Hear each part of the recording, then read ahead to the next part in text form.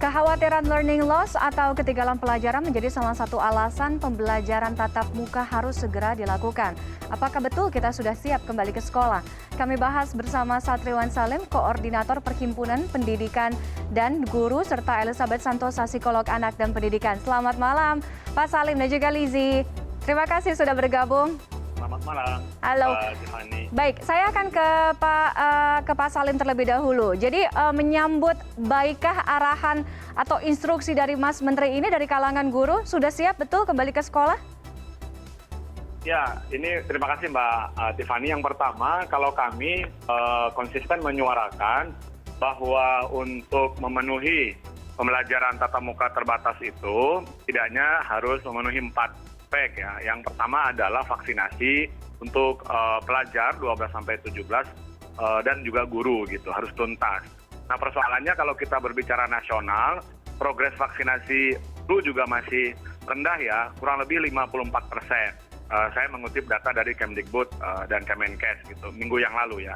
Kemudian untuk pelajar 12-17 tahun, itu datanya kurang lebih baru 9,6%. Padahal sasaran vaksinasinya untuk pelajar ini 26 juta ya, cukup besar. Sedangkan untuk pendidik dan tenaga kependidikan sasarannya 5,6 juta. Nah, aspek yang kedua adalah pemenuhan daftar periksa protokol kesehatan.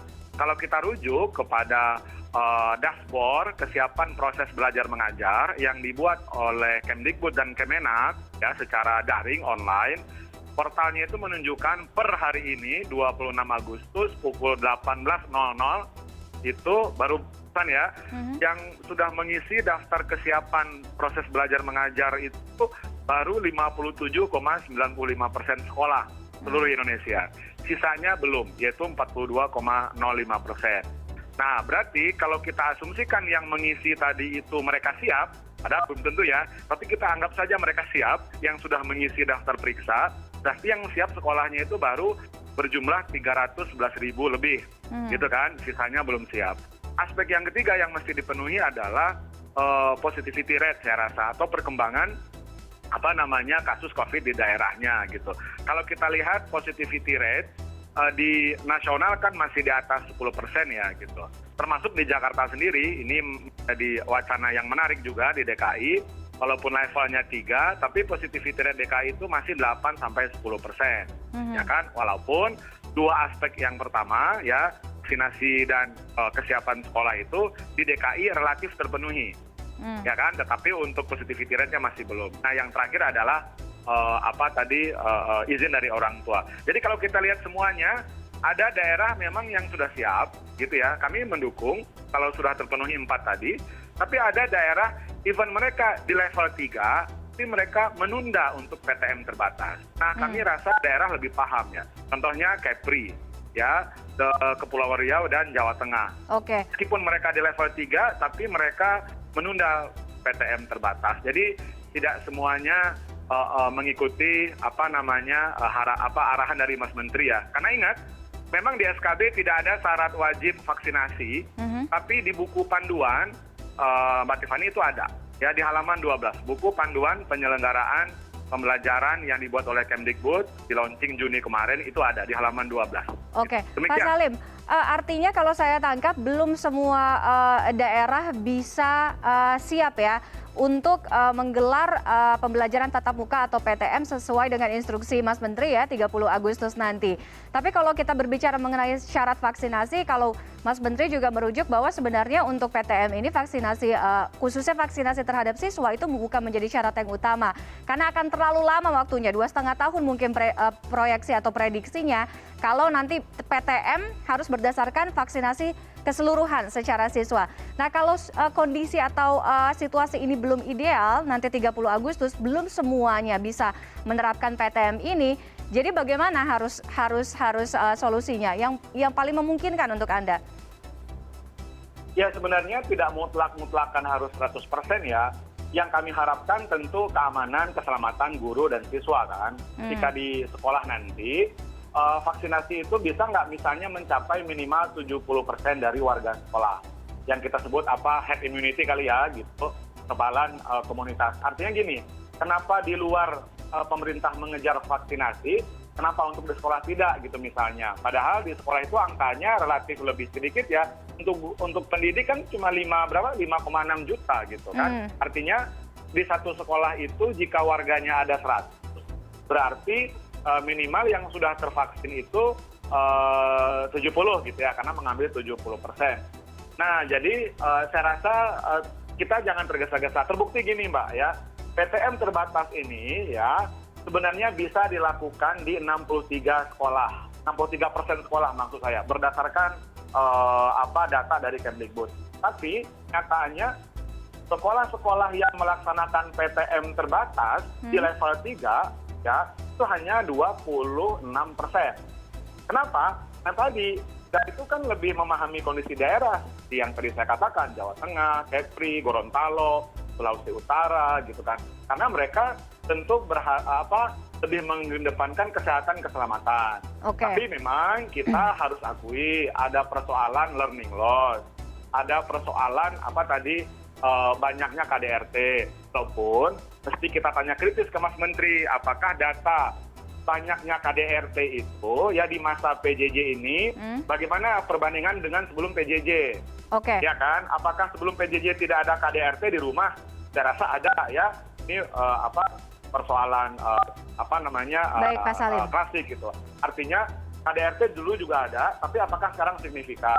Kemudian juga learning loss gitu. Apakah sebelum PJJ pendidikan kita itu mengalami learning loss juga? Apakah kualitas pendidikan kita sebelum PJJ bagus gitu kan? Lalu selama PJJ akhirnya turun drastis gitu. Tentu ini kita diskusikan lebih panjang ya, karena berkaca kepada misalnya ya pendidikan kita untuk 3 aspek, anak-anak kita literasi, numerasi, sains kan kita selalu di bawah ya gitu selama ini. Saya akan ke Lizzy. Lizzy, melihat evaluasi, artinya yang dikhawatirkan adalah ketertinggalan ya pelajaran learning loss tadi selama masa PJJ ini. Memang kalau dilihat seberapa besar dampak psikologis PJJ atau pembelajaran jarak jauh, kurang lebih 1,5 tahun ya anak-anak ini atau peserta didik menjalani school from home atau sekolah dari rumah.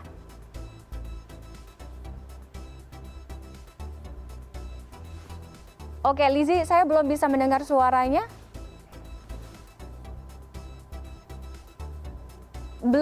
Saya belum bisa mendengar suara Lizzy. Hi Tiffany, can you hear me? Bisa dengar? Bisa dengar. Silakan Lizzy. Ya. Jadi pertanyaannya bagaimana Tiffany?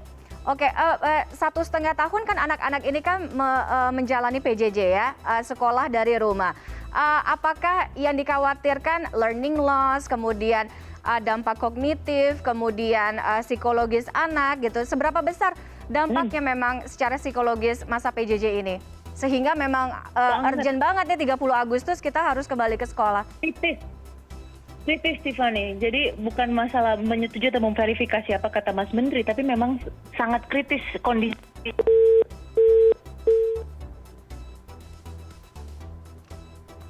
Nampaknya saya mengalami gangguan komunikasi, terputus audionya dengan Lizzy. Mungkin sambil saya coba, saya akan kembali lagi, sambil kita mencoba kembali ya untuk menghubungi Lizzy, saya akan kembali ke Pak Salim. Pak Salim, catatan selama masa uji coba di beberapa daerah yang juga sudah melakukan PTM beberapa waktu terakhir, seperti apa catatannya? Ya, kalau di uji coba ya, ada yang daerah sudah 2 kali uji coba gitu ya, ada juga yang baru sekali PTM terbatas ini. Rata-rata memang terjadi pelanggaran terhadap prokes, kan? Misalnya kami mendata itu sampai April ya, kemudian Juni, tapi yang banyak betul itu Januari sampai April ya. Kami mendata ada sekitar 16 provinsi, ya kurang lebih 16 provinsi yang kami terima laporan dari P2G daerah, ya di situ terjadi rata-rata pelanggaran. Seperti anak tidak pakai masker, berkerumun, tidak jaga jarak, termasuk gurunya gitu ya di sekolah gitu. Nah, ini juga menjadi perhatian, gurunya tidak pakai masker. Ini fakta yang ada sebenarnya, kami mendapat laporan ya, mulai dari Aceh, kemudian Sumatera Barat, kemudian di Banten dan sebagainya gitu. Nah, jadi ini kita lihat karena kurang tegasnya ya penegakan disiplin prokes, termasuk juga selepas dari sekolah, Mbak Tiffany ya. Sepulang dari sekolah itu anak-anak tidak ada yang mengawasi ya, apalagi di angkutan umum. Di angkutan umum kami mendapatkan laporan misalnya di Bogor gitu ya, Kabupaten Bogor, anak-anak biasa saja nongkrong. Di angkutan umum juga tidak ada jaga jarak gitu ya. Mereka nongkrong rame-rame di taman, tidak pakai masker gitu. Di Jakarta juga terjadi itu ya. Kami dapat laporan misalnya dari Jakarta Selatan ya.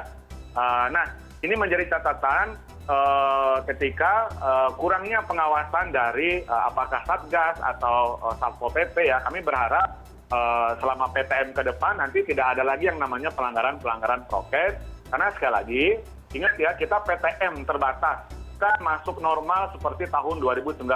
Oke, karena baik Pak Salim. terbatas, kita belum menghadapi kondisi yang normal ya. Masuk juga 50%, wajib pakai masker, wajib di termogan, wajib mencuci tangan dan seterusnya. Nah, ini yang dibiasakan gitu. Kita bukan masuk normal seperti 2019. Jadi artinya dari SKB yang ada pun sekarang saat ini tidak cukup untuk melindungi tenaga pengajar, kemudian siswa didik, artinya mereka yang ada di lingkungan sekolah ya, untuk sisi prokes itu tadi ya, karena melihat evaluasinya ya. Oke, Pak Salim, saya sepertinya sudah terhubung kembali dengan Lizzie. Lizzie sudah bisa mendengar suara saya? Yes. Oke, Tiffany, silakan. menyambung tadi, terakhir adalah kritis tadi Lizzie menyampaikan kondisinya begitu kritis. Silakan, seberapa kritis dampak psikologis ini, PJJ? Sangat, anak-anak banyak yang frustrasi, depresi juga, ya. Bukan hanya terjadi KDRT oleh rumah tangga, tapi juga perilaku anak makin agresivitasnya makin tinggi. Apalagi anak-anak yang memang aktif dan memang harus terkungkung di rumah.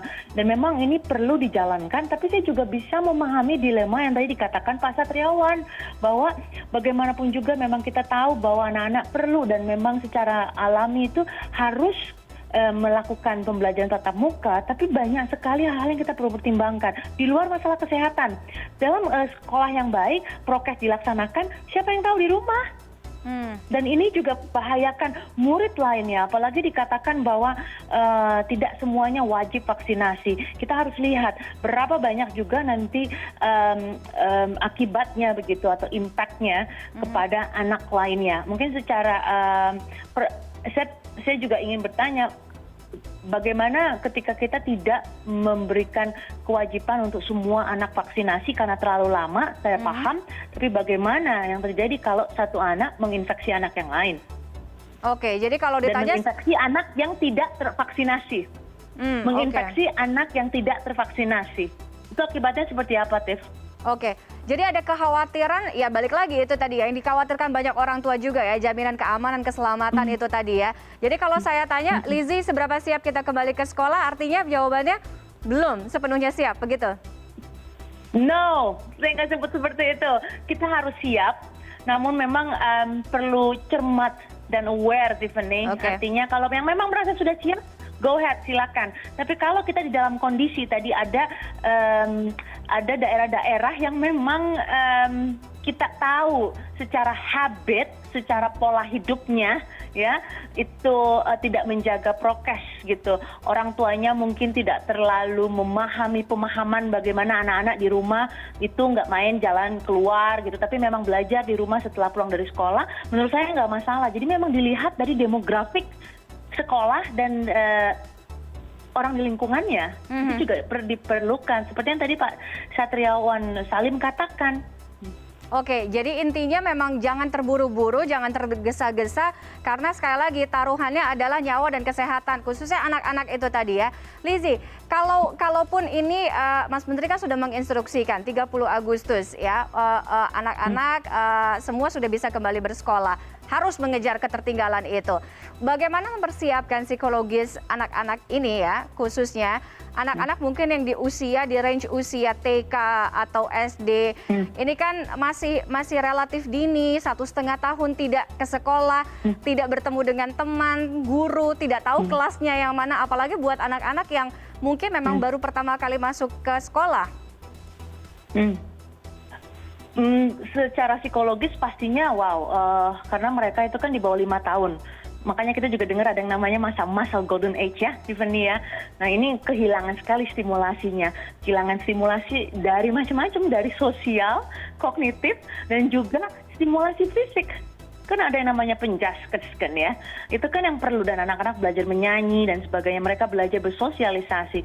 Jadi ini sangat menurut saya sih saya cukup prihatin dengan keadaan seperti ini. Tapi saya berharap, harapan saya adalah orang tua yang ada di rumah saat ini punya anak di bawah 5 tahun bisa mencerdaskan dirinya sendiri menjadi pengganti guru, atau setidaknya memahami kurikulum dasar ya pendidikan anak usia dini yang tidak dapat diakses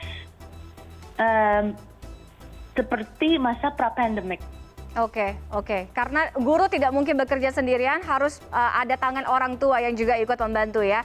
Baik, Lizzie, Pak Salim, terima kasih sudah sharing, sudah berbincang dengan CNN Indonesia Connected malam hari ini. Mudah-mudahan Mas Menteri atau jajarannya bisa mendengarkan aspirasi kemudian saran ini, sehingga itu lagi ya, balik lagi, tidak perlu tergesa-gesa, tidak perlu terburu-buru karena banyak yang harus dipikirkan karena menyangkut nyawa sekali lagi. Terima kasih Pak Salim dan juga Lizzie sudah bergabung dengan kami. Selamat malam, sehat selalu.